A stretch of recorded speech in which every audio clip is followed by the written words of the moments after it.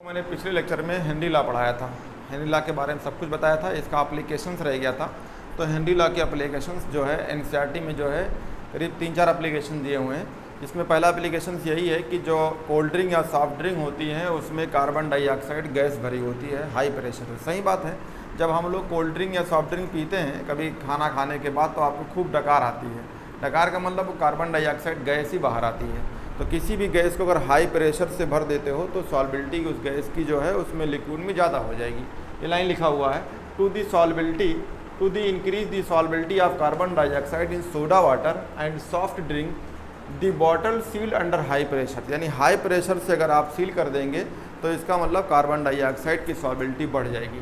अगला दूसरा एनसीईआरटी का एग्जाम्पल है कि जो गोताखोर होते हैं यानी स्कूबा डाइवर्स होते हैं वो अपने पीछे जो है सिलेंडर लिए होते हैं। सिलेंडर जब समुद्र के अंदर जाते हैं तो वहाँ पे जितने गहराई पे जाएंगे उतने ज़्यादा हाई प्रेशर्स होती है, यानी प्रेशर बहुत ज़्यादा होती है। और सिलेंडर में भी हाई प्रेशर से गैस हाई कंसनट्रेशंस में भरी होती है। होता क्या है, जब गोताखोर जब वापस आता है सरफेस की तरफ आता है तो धीरे धीरे प्रेशर कम होने लगती है।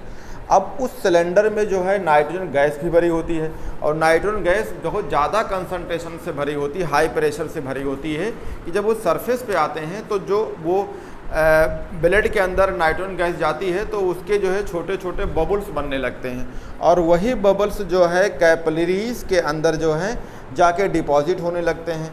तो उन गोताखोरों के जो है एक कंडीशंस हो जाती है जिसे हम कहते हैं उसको बेंड्स। बेंड का मतलब क्या होती है, जब वो डिपॉजिट होते हैं तो उनके जॉइंट्स में और उनके जो है जोड़ में क्या होती है, दर्द स्टार्ट हो जाती है। इसलिए देखा होगा जितने स्कूबा डाइवर्स होते हैं करीब 30-35 उम्र के साल में जो है उनके हाथों पैरों में दर्द स्टार्ट हो जाती है। अब ये पेन मेडिकल कंडीशन जो बेंड है इसको अवॉइड करने के लिए, इसको ख़त्म करने के लिए उसमें जो है मिलाया जाता है हीलियम। कितना मिलाया जाता है, 11.7%, ताकि ये जो है उनके दर्द जो है ख़त्म हो जाए, जो नाइट्रोजन से उसके कैपिलरी में डिपॉजिट होती है वो कम हो जाए। तो इसीलिए to the avoid the toxicity of high concentration of nitrogen in bloods the tank by scuba divers are filled with the diluted with helium. Helium के साथ अगर उसे भर देते हैं तो उनकी जो टॉक्सिसिटी है ये कम हो जाती है। अगला एग्जाम्पल है कि जो लोग पहाड़ों पे चढ़ते हैं या पहाड़ों पे जाते हैं तो जो है प्लेन के कंपैरिजन में पहाड़ पे जब जाते हैं हाई एल्टीट्यूड पे जाते हैं तो वहाँ पे भी ऑक्सीजन की जो है कम होती है, यानी प्रेशर्स कम होते हैं, यानी एटमॉस्फेरिक प्रेशर्स कम होती है। तो जब एटमॉस्फेरिक प्रेशर्स कम होगी इसका मतलब है कि हमको प्रॉपर वहाँ पे ऑक्सीजन नहीं मिलेगी। तो ऑक्सीजन नहीं मिलेगी तो वहाँ के लोग देखते हैं कि चिड़चिड़ापन होती है, यानी एक मेडिकल वर्ड्स होती है जिसे एनॉक्सिया कहते हैं। तो हाई एल्टीट्यूड पे अगर आप पहाड़ों पे जाते हैं तो वहाँ पे एटमॉस्फेरिक प्रेशर कम होती है। इसका मतलब है कि अगर at high altitude low blood oxygen, यानी ब्लड में जो है ऑक्सीजन कम होगी। जब किसी भी इंसान अगर ऑक्सीजन कम होता है तो चिड़चिड़ापन होता है, पतला दुबला होता है, तो काजेस क्लम्बर बिकम्स वीक, यानी कमज़ोर होंगे and make them enable to thinks, और वो क्लियरली आराम से सोच नहीं सकते हैं। और इसे जो है मेडिकल सिम्टम्स और में जो कहा जाता है कंडीशन नोन है एनॉक्सिया। तो ये चीज़ें जो है आपकी चीज़ें हेनरी लॉ थी, ये एप्लीकेशन था। और एक वर्ड होता है टेम्परेचर का इफ़ेक्ट क्या होगा। तो आप जानते हैं किसी भी गैस में अगर आप घुली हुई है या घोल रहे हैं, टेम्परेचर अगर बढ़ा देंगे तो सॉल्बिलिटी क्या होती है, कम हो जाती है। अब अगला चीज़ आपको बताते हैं, उसके बाद एनसीईआरटी में ही आपका जो है इंटेक्स का क्वेश्चंस दिया है तो उस क्वेश्चंस को मैं डिस्कस करने जा रहा हूँ। ये आपके 3 एग्जाम्पल थे, ये तीनों एग्जाम्पल आप याद कर लेंगे और इस एग्जाम्पल से जो है आपको ज़रूरत पड़ेगी। तो अगला सवाल जो है अब स्टूडेंट्स, अब इसके बाद जो है इंटेक्स का सवाल है और क्वेश्चन नंबर 2.6 है। एनसीईआरटी का ही सवाल है, कह रहा है H2S a toxic gas with रॉटन egg like smells is used for the qualitative analysis if the solubility of H2S in water at STP is 0.195 m, small m, इसका मोलल होता है, molality. Calculate Henry law constants. तो इसका मतलब जो है आपका जो है ये लिखा हुआ है ये 0.195 m H2S। तो इसका मतलब डिफिनीसन है मोल अपान 1 किलोग्राम सॉल्वेंट। तो आप कहेंगे H2S, मोल ऑफ H2S कह दीजिए, मोल ऑफ H2S कितना होगा, यही कहलाएगी, ये मोल के बराबर हो जाएगी। यानी मोलरिटी का मतलब होता है मोल अपान लीटर्स, तो यही हो जाएगी आपका मोल ऑफ H2S, इतना मोल हो जाएगा। तो डिज़ोल्व कितना होगा डिफिनीशन में, dissolve on 1 kilogram of solvent. तो सॉल्वेंट क्या है, वाटर, तो वाटर कितना होगा, यानी 1000 ग्राम, ये वाटर है। तो मॉलिक्यूलर मोल ऑफ वाटर का, मोल ऑफ H2O। तो मॉलिक्यूलर वेट कितना होता है वाटर का, मॉलिक्यूलर वेट होता है 18, तो वेट अपान मॉलिक्यूलर वेट्स, तो ये आ जाएगा 55.5, इतना मोल हो जाएगा ऑफ वाटर का। तो वाटर का मोल निकल गया, ये निकल गया, तो मोल फ्रैक्शंस निकाल लेते हैं। किसका mole fractions, mole fractions of H2S। तो जिसका मोल निकालेंगे उसका मोल अपान टोटल मोल, तो कहेंगे mole of H2S upon mole of H2S plus mole of water. तो मोल ऑफ H2S आपको पता है, ये है 0.195 अपान पॉइंट्स, 0 कर सकते हो, 0.195, ये हो जाएगा 15.5, ये हो गया मोल फ्रैक्शंस। इसको आप सॉल्व कर लेंगे। जब इसको आप सॉल्व करिएगा तो इसका आएगा 0.0035, इनको दोनों को जोड़ लेना, डिवाइड कर लेना, तो इतना आ जाएगा 0.0035 मोल आएगा। अब क्या करेंगे, अब जो है आपका पास फार्मूला है, फार्मूला क्या है आप जानते हैं, partial pressure of H2S is directly proportional. तो फार्मूला होता है ये मोल fraction of H2S, directly proportional, हटाएंगे तो हेनरी लॉ कांस्टेंट आएगा। तो हमको तो हेनरी लॉ कांस्टेंट निकालना है, तो इसका मतलब पार्शियल प्रेशर हमें H2S पता होना चाहिए। तो पार्शियल प्रेशर ऑफ H2S, ठीक है, आप जानते हैं 0.98 इतना बार होता है या बराबर होता है STP पे, बराबर होता है 1 एटमॉस्फेयर। चाहे बार में निकाल लो चाहे एटमॉस्फेयर में निकाल लो, ये डिपेंड करता है कि किस में आप निकालना चाहते हैं। तो 0.987 बार के आसपास होता है। अब आप फार्मूले रख दीजिए, तो आपका ये हो गया। तो KH निकालना है, तो KH इक्वल टू क्या होगा, partial pressure of H2S upon mole fraction of H2S। तो ये आपका निकल गया है 0.987 कर सकते हैं बार, ये बार हो गया, या इतने खाली रख सकते हैं। और इसका जो है आपका मोल फ्रैक्शंस आ गया है ये 0.0035।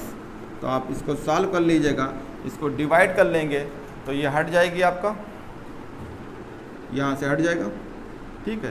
तो 1 0 बढ़ाना पड़ेगा, यानी 9870 अपान 35 को जब डिवाइड करेंगे तो 282 बार के आसपास आएगा। ये सॉल्व कर लीजिएगा, 82 बार के आसपास आएगा। तो ये पहला क्वेश्चन हो गया इंटेक्स का जो है। अब दूसरा क्वेश्चन डिस्कस करने जा रहे हैं स्टूडेंट्स। इंटेक्स क्वेश्चन जो है दूसरा यानी 2.7, ये क्वेश्चन है Henry law constant for CO2 in water is 1.67 10⁸ pascal at 298 Kelvin. The quantity of CO2 in 500 ml of soda water when packed under 2.5 atmosphere CO2 pressures at 298 Kelvin. तो इसका मतलब जो है हेनरी लॉ कांस्टेंट आपकी दिया है, तो KH दिया है 1.67 10⁸ पास्कल, यानी ये पास्कल में दिया है। तो आपको भी जो है ये जो प्रेशर्स दिया है 2.5 एटमॉस्फेरिक कार्बन डाइऑक्साइड, इसको भी आपको पास्कल में चेंज करना पड़ेगा। तो देखते हैं प्रेशर्स ऑफ CO2 कितना है 2.5 एटमॉस्फेयर। इसको पास्कल में चेंज करने के लिए यूनिट होती है कि 1.013 10⁵, ये मल्टीप्लाई कर दीजिए 1.013 10⁵, ये बन जाएगा पास्कल में। तो ये पास्कल में हो जाएगा, तो ये आपकी यूनिट पास्कल में चेंज होगी। मल्टीप्लाई कर लेना, तो इसकी मल्टीप्लाई आएगी 2.53 करके 5। आपने क्या किया, एटमॉस्फेयर को पास्कल में चेंज कर दिया, यानी दो चीज़ें हमें हो गया, केच पता है, ये पता हो गया। तो आप जो है मोल फ्रैक्शन से निकाल सकते हैं।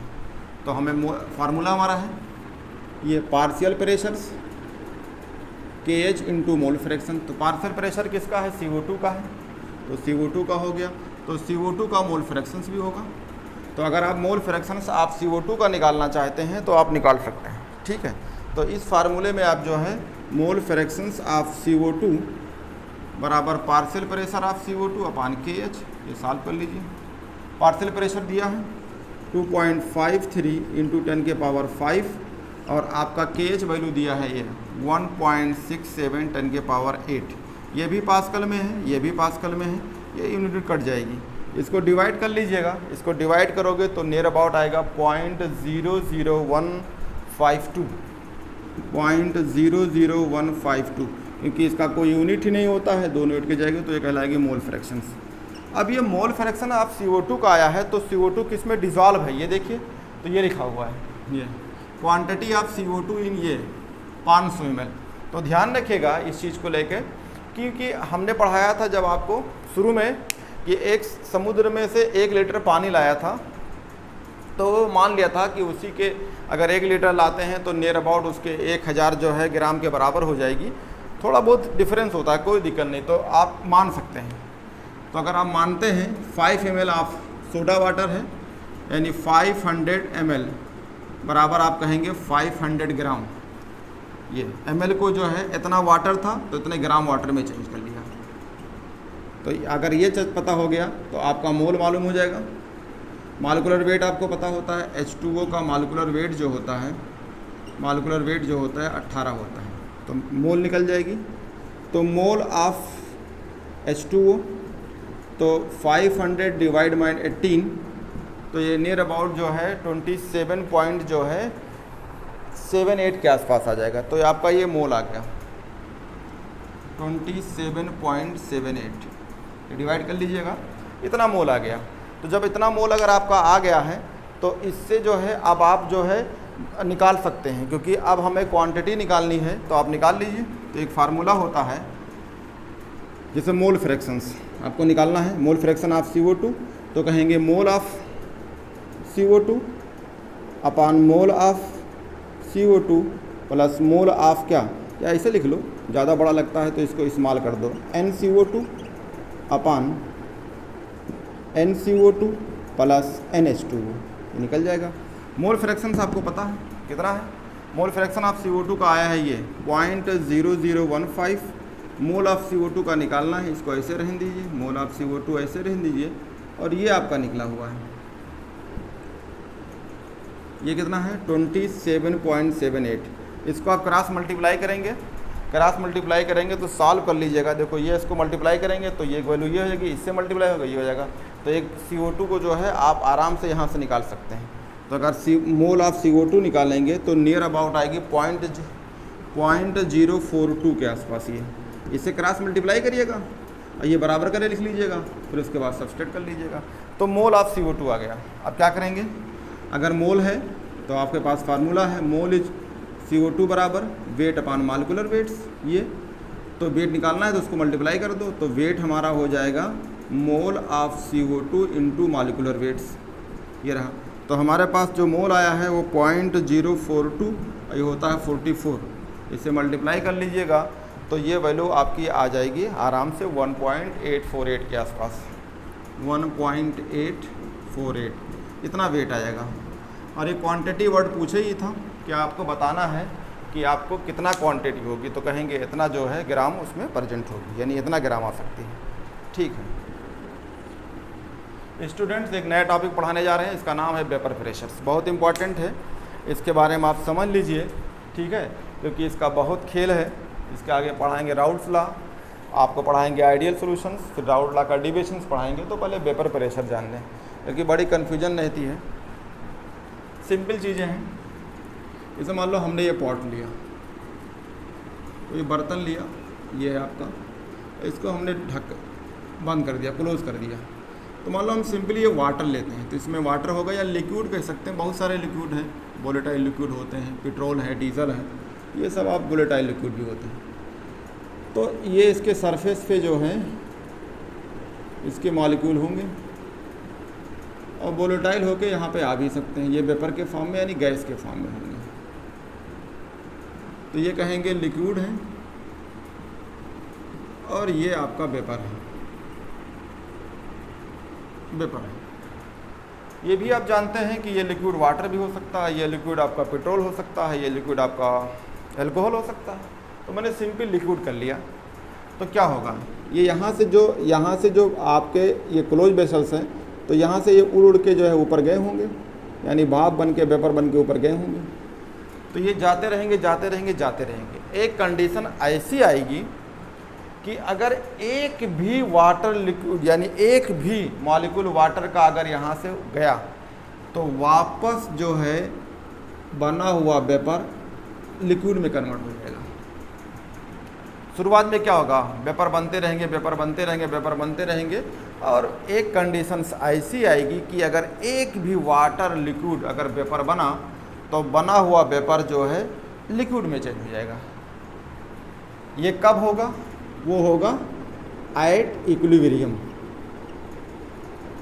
यानी ये कंडीशंस इक्विलिब्रियम पे होगी। क्या होगी, एट इक्विलिब्रियम रेट ऑफ, ध्यान देना, at equilibriums rate of vaporization is equal to rate of condensation. ये बात कह सकते हैं, rate of vaporizations is equal to rate of condensation.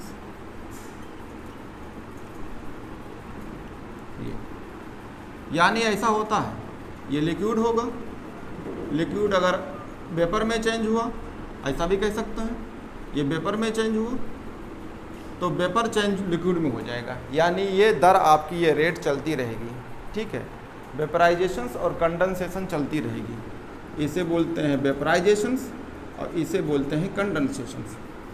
अब इस कंडीशंस पे आप प्रेशर नाप लीजिए, यानी जो ये वेपर बने होंगे ये प्रेशर एग्जर्ट करेंगे, तो आप इस सरफेस पे आप प्रेशर से नाप कर सकते हैं, तो आपको पता चल जाएगा कि इसका वेपर प्रेशर कितना है। इसी को बोलते हैं वेपर प्रेशर्स कि इक्विलिब्रियम कंडीशंस पे रेट ऑफ वेपराइजेशंस और रेट ऑफ कंडेंसेशंस अगर बराबर हो जाते हैं तो आप प्रेशर्स नाप कर सकते हैं, इसे बोलते हैं वेपर प्रेशर्स। अब आती है कि वेपर प्रेशर्स को क्या क्या चीज़ें इफ़ेक्ट कर सकती हैं।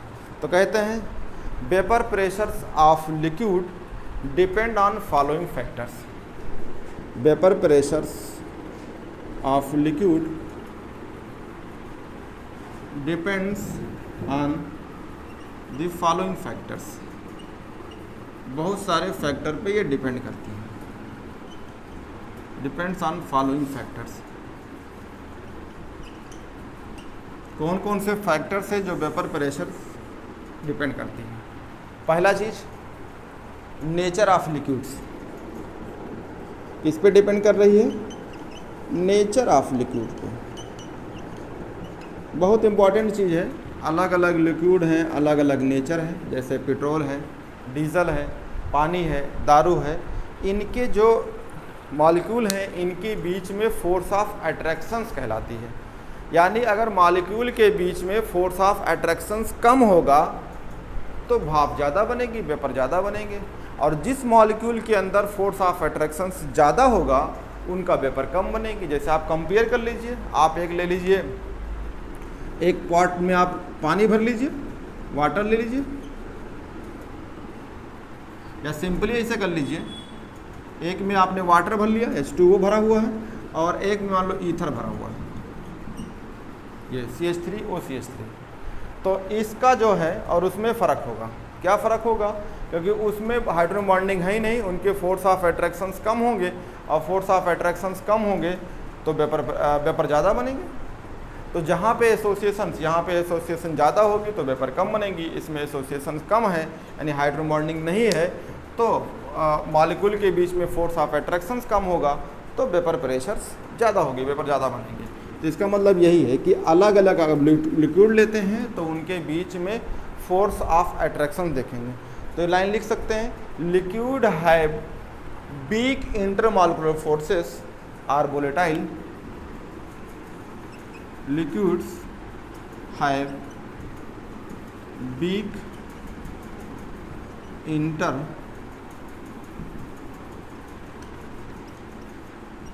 मॉलिक्यूलर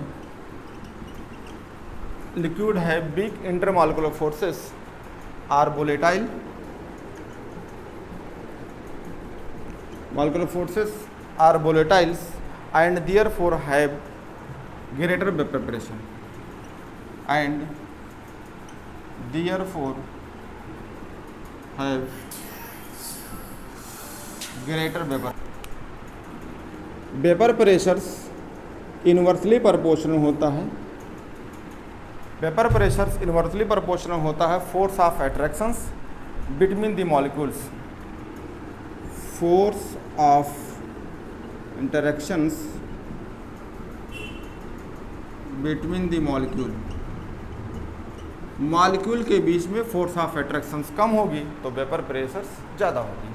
पहला चीज़ ये आप जान सकते हैं, कोई भी लिक्विड लीजिए और दोनों लिक्विड अगर वोलेटाइल हैं तो ये आपको देखना होगा कि पहले वाले लिक्विड और दूसरे वाले लिक्विड में क्या फ़र्क पड़ता है। जैसे आप एग्जाम्पल के तौर पे ले लीजिए, हमने ले लिया एक CH3OCH3 और एक हमने ले लिया दारू इथाइल अल्कोहल C2H5OH, तो इनके मॉलिक्यूल होंगे ये भरे होंगे, तो इथाइल अल्कोहल के अंदर हाइड्रोजन बॉन्डिंग होती है तो इनके अंदर फोर्स ऑफ अट्रैक्शंस ज़्यादा होगा तो यहाँ वेपर कम मिलेंगे। अगर दूसरा मैं लेता हूँ, अगर मान लो दूसरा है, हमने इसमें डाई मिथाइल ईथर ले लिया तो इसमें के बीच में फोर्स ऑफ अट्रैक्शंस कम है तो यहाँ पे वेपर ज़्यादा मिलेंगे, यानी इनके मॉलिक्यूल के बीच में फोर्स ऑफ अट्रैक्शंस कम होगी तो ये वेपर ज़्यादा बनेंगे। यहाँ पे फोर्स ऑफ अट्रैक्शंस ज़्यादा है तो यहाँ पे वेपर कम मिलेंगे। तो आपका ये हो गया पहला नेचर ऑफ लिक्विड। दूसरा आती है आपका टेम्परेचर्स।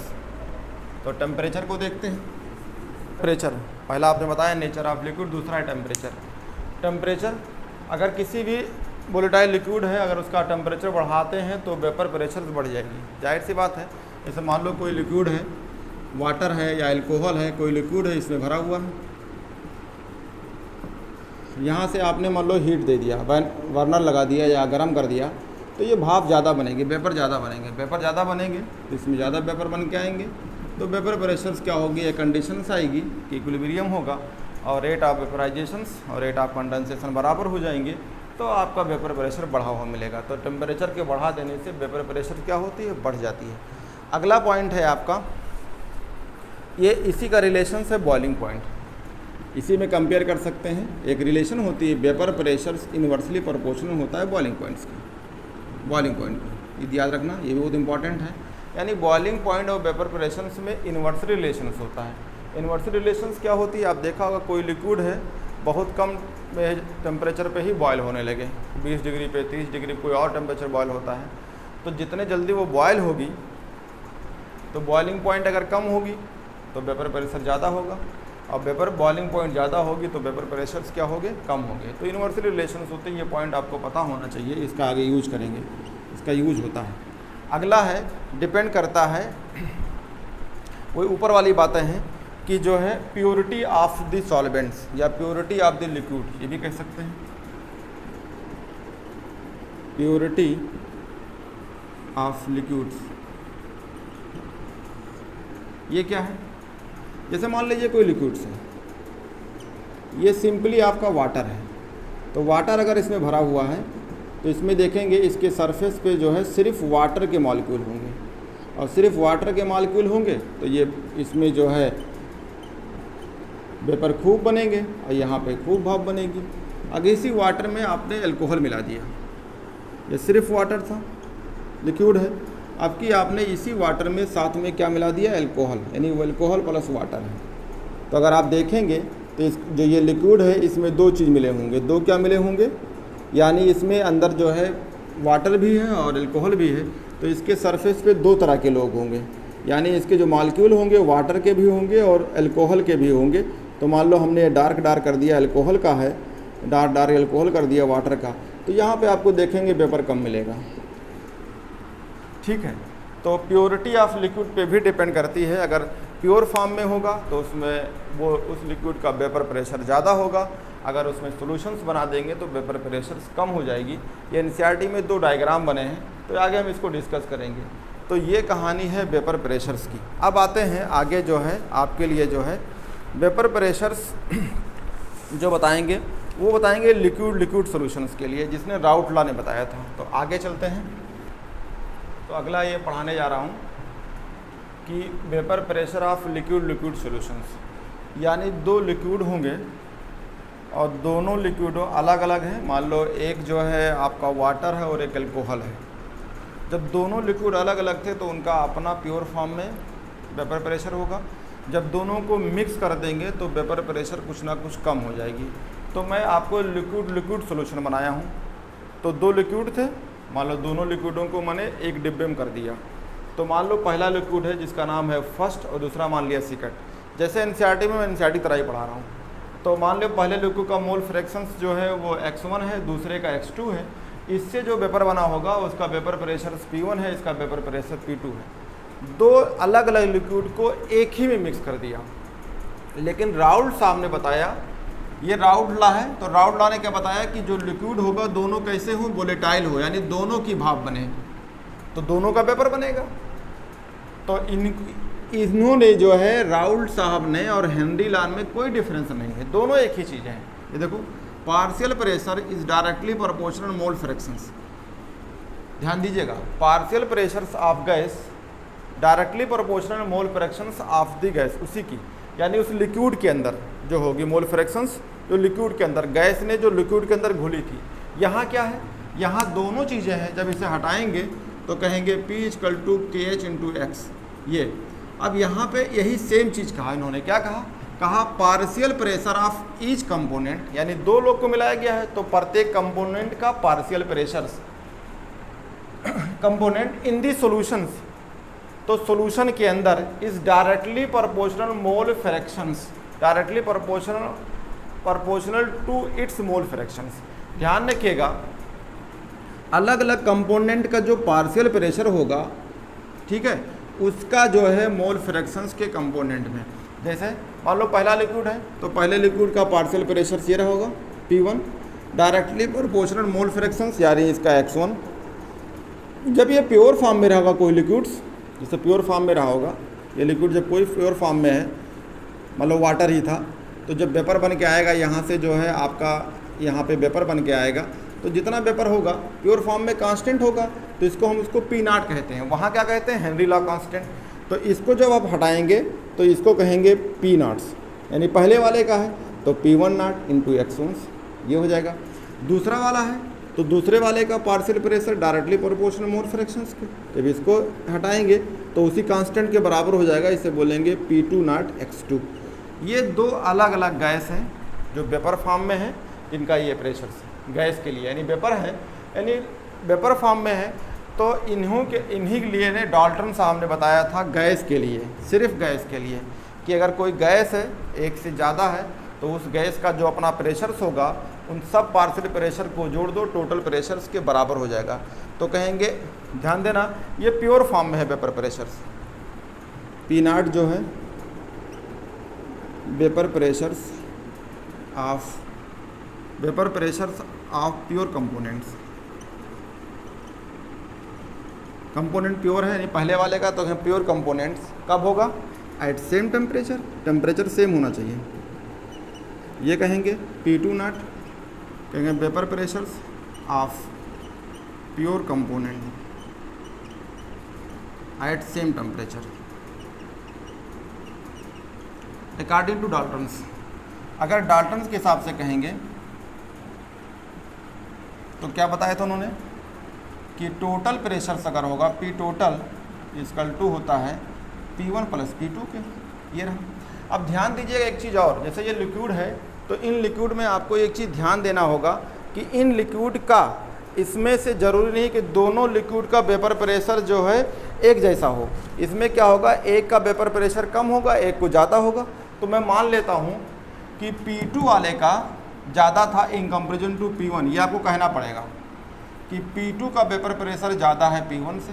आप P1 को भी कह सकते हैं, आपको P1 कह सकते हैं, हमने इसको मान लिया, यानी जो दूसरा लिक्विड है ज़्यादा भाप बनेगा और पहले लिक्विड में थोड़ा कम बनेगा। सही बात है, एक वाटर एक दारू हो तो देखो ऐसे कोई दो लिक्विड मिलाइए तो एक ज़्यादा भाप बनेगी, एक कम बनेगी, तो हमने यहाँ कह दिया। तो इनको रखिए पहले वाले का, तो P1 = क्या हो जाएगा, X1 P10 और इसे कहेंगे x2 P2 नॉट। ये P टोटल के बराबर हो गया। आप ये भी कह सकते हैं मोल फ्रैक्शंस जो है x1 plus x2 equal to 1, ये होता ही है कि मोल फ्रैक्शन x1 और x2 के बराबर होता है। अगर आप इसको देखना चाहते हैं तो इसे आप कंपेयर कर सकते हैं। जैसे हमें कहना है कि अगर हमें इसे चेंज करना है, अगर हमें x1 को हटाना है, तो अगर हमें x1 हटाना होगा तो क्या कहेंगे, कहेंगे उसमें x2 बराबर, ये कह सकते हैं, इधर ले आइए, x2 बराबर ये हो जाएगा 1 माइनस x1। तो अगर आप इसको रखते हैं, यानी हमने जो है x1 को हटाना है तो हमने इसको हटा दिया। अब इसको रखिए तो P टोटल बराबर क्या हो जाएगा, x1 बराबर क्या हो गया, ये जहाँ x2 हटा दीजिए। तो अगर आप कहेंगे तो x1 इक्वल टू हो जाएगी P1 नॉट प्लस x2 हमें हटाना है। तो अगर x2 हटाना ही है, अगर आप चाहें तो ये ध्यान दीजिएगा, देखिए अगर जो फार्मूला बन के आएगा आपको उसमें जो है P2 माइनस P1 आना चाहिए, क्योंकि P2 बड़ा है। ये ध्यान रखिएगा। अगर आप इस फार्मूले को रख रहे हैं, और या ऐसा भी कह सकते हैं कि x1 बराबर अगर रोकना है तो 1 माइनस जो है x2 कर सकते हैं, ये भी। तो यहाँ पे P2 माइनस P1 का डिफरेंस आना चाहिए। अगर मैं x1 को हटाता हूँ तब क्या बनेगा, x1 को हटाते हैं तो 1 minus x2 into P1 not, और ये हो जाएगा x2, ये होगा P2 नॉट। इसको ओपन करिए तो हो जाएगा P1 minus P1 not x2, और जाएगा x2, और ये हो जाएगा P2 नॉट। देखो ये वैल्यू प्लस है, ये वैल्यू माइनस है, तो इसको P1 यहीं रहने दीजिए, इसको पहले लिख दीजिए। तो कहेंगे x2 P2 not minus P1 x2 not, तो ये हो जाएगा P1। आप यहाँ से x2 कॉमन ले लीजिए तो क्या हो जाएगा P2 not minus P1 not, ये हो जाएगा आपका x2। ये बात एकदम सही है। क्यों सही है, क्योंकि ऊपर आपने क्या माना था कि इसमें जो प्रेशर बनेगा वो P2 की ज़्यादा होगी, तो यहाँ घटाने पे P2 बड़ा है माइनस P1 से, यानी एक फार्मूला सही है। अगर ध्यान रखना होगा कि जो बड़ा मानते हैं, अगर आपने P2 माना है तो ये कर दिया। अगर मान लो इसी में आप मान लें कि P1 बड़ा है P2 से, तो आपको ये कर लेना, तो ये अलग कर लीजिएगा।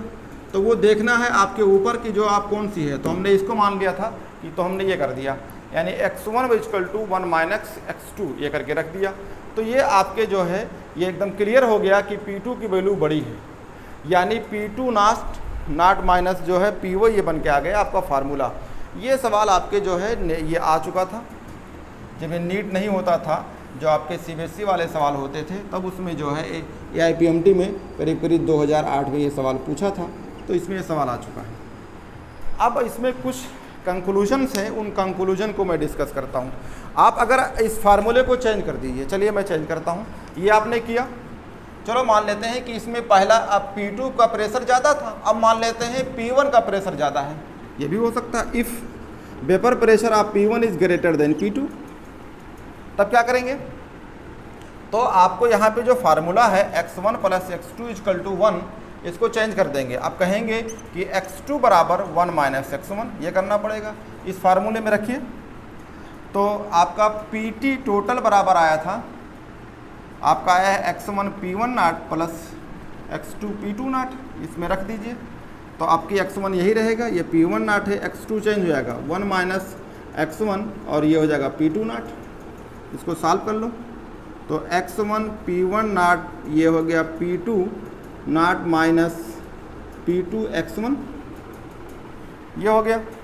इस वाले को इधर ले आइए, ये माइनस में है, तो ये हो जाएगा x1 P1 not minus P2 x1 plus P2। तो ये आपका क्या हो जाएगा, कॉमन ले लेंगे तो x1 कॉमन हो जाएगा। तो P टोटल बराबर आपका x1 कॉमन हो गया, तो जाएगा P1 नॉट माइनस P2 और प्लस हो जाएगा P2, ये।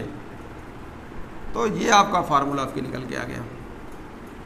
तो क्यों, क्योंकि आप आराम से कह सकते हैं, यहाँ पे जो है P1 नॉट छूट गया था, तो मैंने अभी P1 नॉट रहेगा। और यहाँ पे भी जो है, क्योंकि देखो आप ध्यान दीजिएगा, ये P1 प्लस P2 है, तो जब P1 प्लस P2 की वैल्यू P1 नॉट x1 है और P2 नॉट x2 है, तो ये P1 P2 वैल्यू खत्म हो जाएगी, तो सब में नॉट के फॉर्म में आएगा। चाहे उधर की नॉट के फॉर्म में आया था, इधर भी नॉट के फॉर्म में आ गया। हमसे यहाँ नॉट छूट गया था तो मैंने नॉट लगा दिया है, और यहाँ पे भी ये हो गया। तो देखो इनमें कंपेरिजन, जब ये P1 is greater than P2 तो देखो P1 माइनस P2 यानी P1 बड़ा है। यहाँ पे जब हमने कहा कि P2 जो है का ज़्यादा पार्शियल प्रेशर से P1 से, तो आपका ये P2 P1 आ गया इस फॉर्म में। तो ध्यान रखिएगा कि ये ध्यान रखना चाहिए कि जो प्रेशर्स होगी वो वेपर प्रेशर अगर दो लिक्विड हैं तो एक का ज़्यादा होगा और एक का कम होगा, वो डिपेंड करता है कौन है, अपने हिसाब से मान लीजिएगा। अब आगे आते हैं, इन पे कुछ कंक्लूजन है। एनसीईआरटी में जाएंगे तो एनसीईआरटी ने इन्हीं से 3 कंक्लूजन बनाए हैं। कंक्लूजन नंबर 1 तो जो है राउट लॉ से जो है स्टूडेंट्स इसे कुछ कंक्लूजन आया, जो मैंने भी एक क्वेश्चन बनाया था उससे कंक्लूजन आया। कंक्लूजन में क्या था, पहला पॉइंट एनसीईआरटी का पॉइंट है कि टोटल यानी पीटी का मतलब टोटल ओवर दी सॉल्यूशंस, यानी टोटल वेपर प्रेशर की बात कर रहा है। सॉल्यूशंस मतलब 2 लिक्विड मिले हैं तो उसके ऊपर कह रहा है total over the total vapour pressure over the solutions can be related the mole fractions of any component. एकदम बात सही है, ये बात अभी मैंने आपको प्रूव किया, और उस प्रूफ से आप इस चीज़ को फिर से समझ सकते हैं कि इसका मतलब क्या है। जैसे अभी मैंने क्या बताया, हमने बताया पी टोटल यानी कंपोनेंट फर्स्ट था तो हमने कहा ये कहा P1 नॉट प्लस, यहाँ पे हमने आपको भी बताया था P2 not minus P1 not, ये था, ये ब्रैकेट में था, और ये था x2, ये है। तो देखो P टोटल हो गया तो P टोटल हो गया, यानी ये जो P टोटल है यानी वेपर प्रेशर पूरा सॉल्यूशंस का है। कह रहा है मोल फ्रैक्शन ऑफ एनी कंपोनेंट। अगर इस फार्मूले को लोगे तो यहाँ x2 आएगा। इसको अगर चेंज कर देते हैं, अभी मैंने चेंज करके दिखाया था आपको, तो दूसरा आया था, तो दूसरा में आएंगे तो यहाँ पे आपका जो है P1 माइनस P2 हो जाएगी, और आपकी यहाँ क्या हो जाएगा x1। जब प्रेशर लिए थे कि P2 इज़ ग्रेटर देन है, यानी P2 जो है ज़्यादा है वेपर प्रेशर P1 से, तब यहाँ से P2 माइनस आया था। अब की जब आप चेंज कर देंगे, क्या कह देंगे कि P1 ग्रेटर है P2 से, तब यहाँ पे क्या आ जाएगा, यहाँ P2 minus P1 minus P2 यहाँ x1 हो जाएगा। यानी इस फार्मूले से ये पता हो गया कि किसी भी एक mole fraction component any component, ध्यान देना, तो ये हो गया कि total vapour pressure over the solution can relate mole fraction of any component. किसी एक कंपोनेंट से आप टोटल वेपर प्रेशर निकाल सकते हो। अगर यहाँ पे x2 लेंगे तब भी ये एक ही मोल फ्रैक्शन है, यहाँ पे x1 लेंगे तो फार्मूला चेंज हो जाएगा, जो अभी आपको पिछला डिस्कस करके आया हूँ। ठीक है, तो ये बातें जो हैं आप कह सकते हैं ये बात एकदम सही है, कंक्लूजन में फर्स्ट एकदम सही है। दूसरा है total vapour pressure over the solutions varies linearly with mole fractions of component 2। अगर इसे ग्राफ बनाया जाए, कंपोनेंट 2 को लेके ग्राफ बनाएंगे, ग्राफ भी सिखाता हूँ, जो ग्राफ बनाएंगे तो ग्राफ आएगी लीनियर्स, यानी सिंगल अलग अलग ग्राफ बनाया जाए। चलो हम ग्राफ बनाते हैं। हम कहते हैं कि पार्शियल प्रेशर P1 यानी मोल फ्रैक्शन फर्स्ट, और ये इसका प्योर फॉर्म में, अगर ये P2 है तो मोल फ्रैक्शन ये P2 के फॉर्म में। आओ देखते हैं, ये y बराबर mx कह सकते हैं, y बराबर mx कह सकते हैं। अगर आपको ग्राफ निकालना हो तो मैं इसे ग्राफ बनाता हूँ, ग्राफ बना के दिखाता हूँ। अगर इसकी ग्राफ देखा जाए, पहला हमने मिटा दिया कंक्लूजन फर्स्ट, और दूसरा कंक्लूजन ये है। तो अगर आप ग्राफ बनाएंगे इस वाले का ग्राफ, तो ये ग्राफ रहेगा आपका। मान लीजिए हम शुरू में ये बात मैंने कहा कि अगर हमारा x1 बराबर 0 है तो P1 बराबर क्या आएगा, 0 आएगा। अगर हम x1 बराबर 1 ले लेते हैं, जो 1 हो जाएगी वैल्यू, तो हमारी क्या आएगी P1 बराबर ये जो है P1 नॉट के, यानी होगा।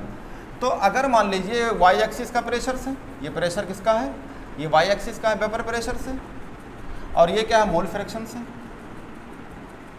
अगर मोल फ्रैक्शन ये है, मान लो शुरू में मोल फ्रैक्शन हमने मान लिया 0, यानी x1 की वैल्यू क्या है, यहाँ पे 0 है, तो 0 है तो ना तो हमारे पास P1 की वैल्यू होगी, यानी P1 की वैल्यू 0 है, यानी P1 कुछ नहीं होगा। अगर हम आगे बढ़ते हैं, मान लो हम आगे बढ़ के आए, हमारा यहाँ पे आ गया, हम मान लो यहाँ आए, हमारा कह दिया कि ये x1 की वैल्यू हमारा है 1, तो कुछ ना कुछ वैल्यू है, यानी x1 वैल्यू हमारी 1 है। तो अगर हम x1 की वैल्यू यहाँ पे हम 1 रखेंगे तो हमारा फार्मूला क्या आ गया, P1। तो इसका मतलब ये क्लियर हो गया कि P1 जो है हमारा जो वेपर प्रेशर है वो हमारा ये यही लाइन पे कहीं होगा, यानी इसके बराबर है, ये डायरेक्टली बराबर है, बराबर है। तो अगर हम मान लेते हैं कि हमारा यहाँ पे P1, और एक चीज़ आप ध्यान दीजिएगा कि P1 और P2 में फ़र्क है। हमने किसको माना है बड़ा है? P2 माना बड़ा है।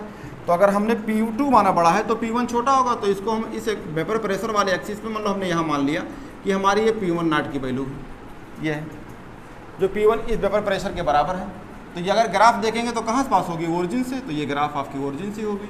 तो ये पता हो गया, ये ग्राफ आपका P1 हो गया। दूसरी चीज़ है, अगर हम y एक्सिस लेते हैं बराबर ये P2 के लिए, तो मान लो हमारा ये P2 है। तो अब ध्यान देते हैं, ये x1 की वैल्यू थी, तो हम कह दें कि यहाँ पे x2 बराबर 0 है। तो इसमें रखते हैं कि अगर हमारा x2 बराबर 0 है तो P2 बराबर क्या होगा? 0 होगा। अगर x2 बराबर हम 1 मान लें तो P2 बराबर हमारा P1 के हो जाएगा, P2 नॉट के हो जाएगा। ये हो गया। तो ये वैल्यू मैंने मान लिया कि x2 बराबर यहाँ पे 1 है। तो भाई इसी एक्सिस पे कहीं होगा, लेकिन अब की हमारी P2 वैल्यू है जो बड़ी है, P2 नॉट की वैल्यू मान लो ये बड़ी है, यहाँ पे है, और ये ओरिजिन से ही ग्राफ पास होगी। तो ये आपका ग्राफ ये ओरिजिन से हो गया, ये हो गया। तो ये ग्राफ में भी दिख रहा है कि इसका वेपर प्रेशर ज़्यादा है P2 का, इसका वेपर प्रेशर कम है। तो ये लाइन हमारे P2 हो गई। अब इसको दोनों को जोड़ देंगे तो यही तो P टोटल कहलाता है। P1 प्लस P2 बराबर क्या हो जाएगा? P टोटल के। P1 प्लस P2 ये 2 टोटल हो जाएगा। ध्यान रखिएगा। अब हमारा जो है ये ग्राफ पता हो गया।